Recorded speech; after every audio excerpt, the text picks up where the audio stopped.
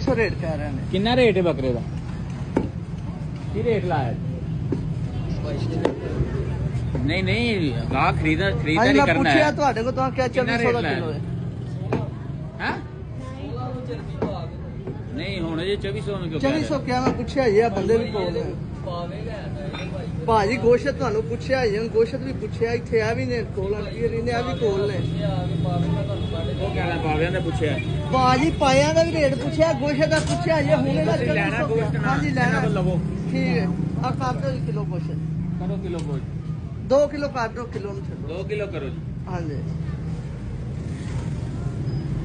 ਜੋ